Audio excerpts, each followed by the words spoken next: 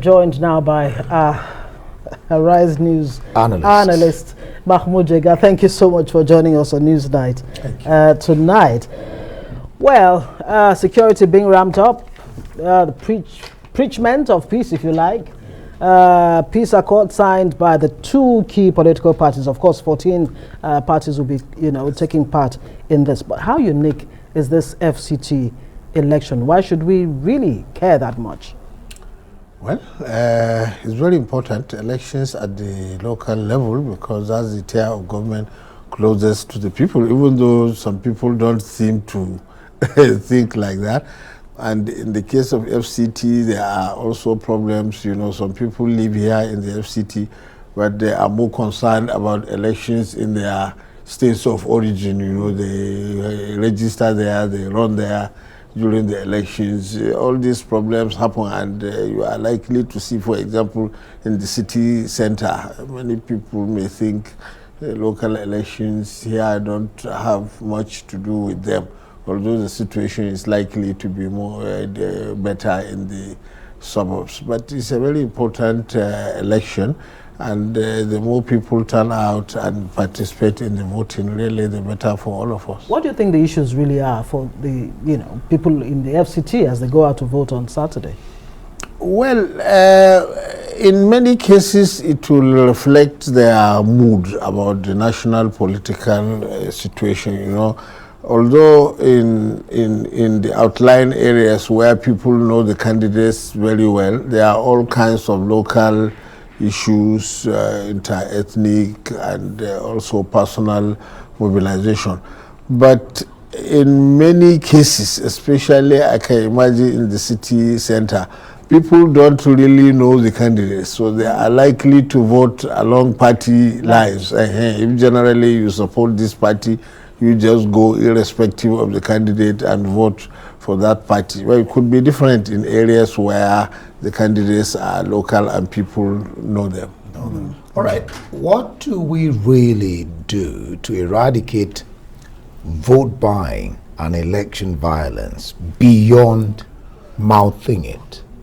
Well, that why it's not just the problem of the FCT, it's a problem everywhere. Yeah, that's right. Given the nature of our society and all the economic problems that we have, and also the desperation of the politicians, they will offer money. And in the kind of economic situation that we are, not many people will see money and reject and fail to take it. But you see, the deployment of the security agencies could chase money buying away from the polling, because previously politicians used to come right at the polling station and wait there, give you something before you go in to vote.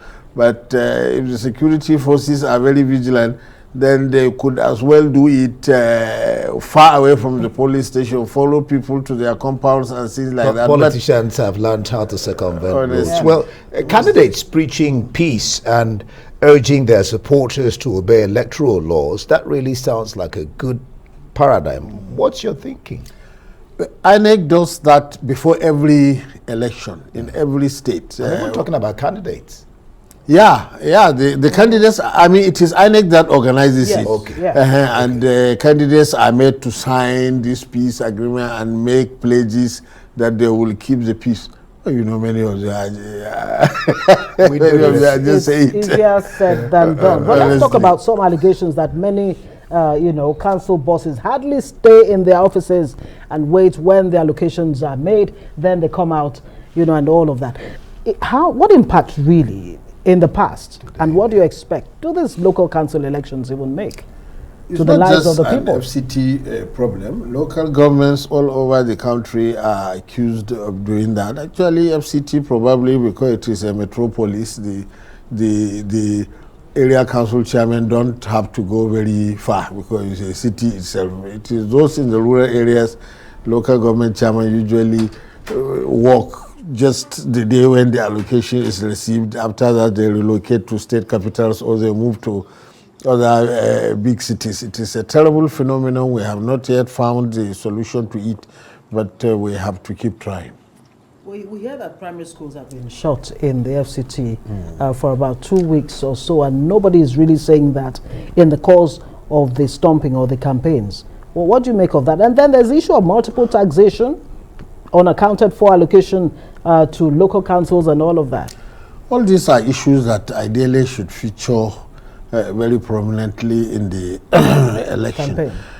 In the campaign. The strike by teachers, I understand, has to do with pay. And the area councils were complaining that they were short of funds to pay. Now, whether it is because the funds allocated to them from the Federation account and also the one that they source locally were tampered with by the FCT administration, as some are alleging, or it is because they probably placed priorities elsewhere and didn't make enough savings for the payment of salaries, that one has to be investigated. Should that even be happening in the FCT? It shouldn't be happen. It shouldn't happen anywhere. Anywhere at all. It shouldn't happen anywhere at all. Especially now, the revenue situation, well, is critical but not that dangerous. So it's only a matter of arranging priorities very well. But you know, especially election is approaching, the politicians may want to lay emphasis on on projects that they can probably showcase. All right. Yeah. We'll leave it there, Mammud Jega, the Rise News Analyst.